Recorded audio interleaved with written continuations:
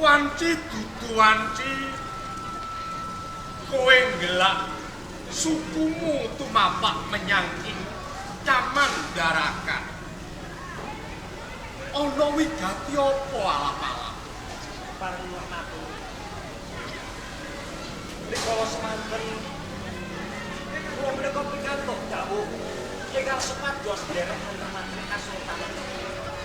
Saka Ngresodana sabajure Ingkang menika nembe geger saking tumindak Adipati Pemalang. Monggo kok. Piyambakipun wonten balela wonten ing Kasultanan. yen pawarta kuwi capet-capet aku wis nampa alap-alap nanging Purwamadya lan wusanane aku durung ngerti sakbanjure kepriye. Sampun kalambah kula menika ngancikaken sikil wonten ing sapinanggih dumateng Adipati Pemalang. Nanging sedaya para prajurit ingkang kula kanthi sami kapracondang kula kalah Wuju. Kowe mundur.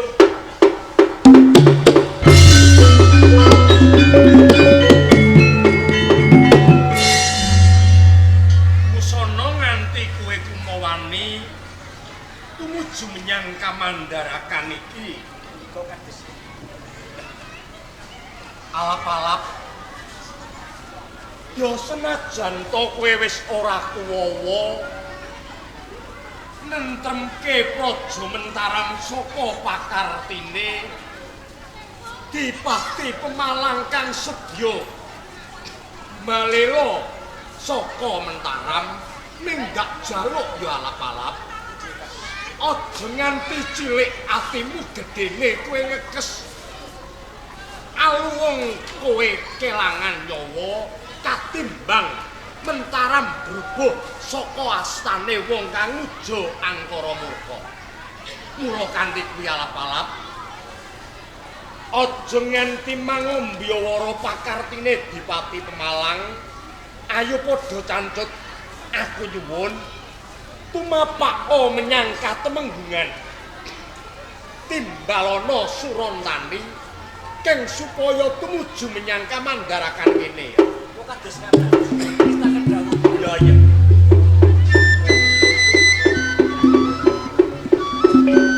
Parat sirat patse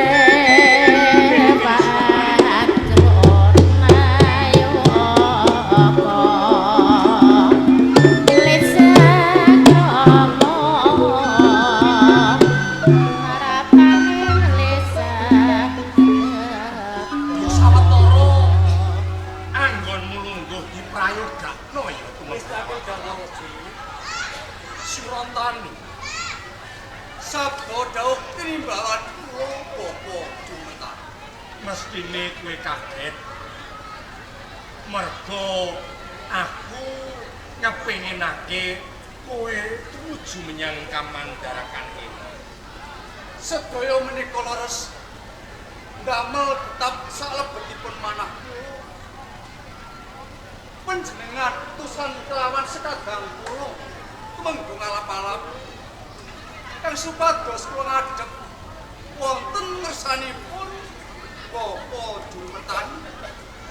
Duh Bapa, menawi ta wonten perkawis ingkang magepokan dumateng kula. Kula inggih panjenengan menika kersa dawuh dumateng kula. Ya pancene aku ngersake kowe cedhak ing Kamandarakan kene pancen ana wigati sing bakal dak aturke marang kowe Surantani. Lajeng sedaya menika perkawis ngenani bab menapa Dina iki Mentaram kaponcok ing bebaya gedhe. Mung krana tumindak lan pakartining Dipati Pemalang kang sedya mengkang pernatan ana ing Praja Mentaram Surantani. Akeh kawula ing Mentaram wiwit sepisanan kapandhegani dening Rekian Patih Singoranu ing kono bali gagar wigar tanpa karya katungkos kadangmu tumenggung alap-alap kang sinampiran purba wasisa wesa dalem ing kono go mundur saka kridaning Senopati Senopatnya gula-guling Pemalang saka pametungku isih ana jagoliring kuning saka Mentaram kang durung hangatonake dharma bektine ora ana liya mung kejaba kowe Bapa Jurmertani yen to perkawis menika sampun dados tanggung jawab kula awit kula menika ngrumaos yen to kula menika jejeripun prajurit wonten ing Kasultanan kejaba saka kuwi ya Surantani nalikane kowe prasapa lan sumpah ing kono wis kaseksenan sagunging para pinisepuh dening jangkepe sapa sing ora ngerti Surantani kuwi anak wiridan utawa panggula wentahe Jurmertani ya kok aku disiki kesane ngersa dalem sinuwun Prabu ki ora nanging aku njaluk Surantani dina iki Cancuta Taliwondo lamun bisa kok peper kono aris dene bondo kalani purba wasesa sawutuhe tak borongake marang kowe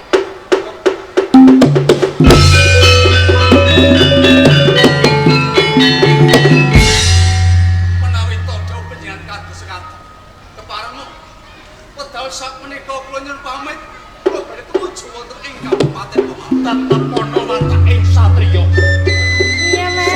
saya ning kanggo bakal lebur dening Brahmastuti aku percaya paton niatmu iki kinanten ati kang tulus sabela marang kawula ing Mentaram Sang Hyang Widi bakal paring pepayung marang kowe semua kasihan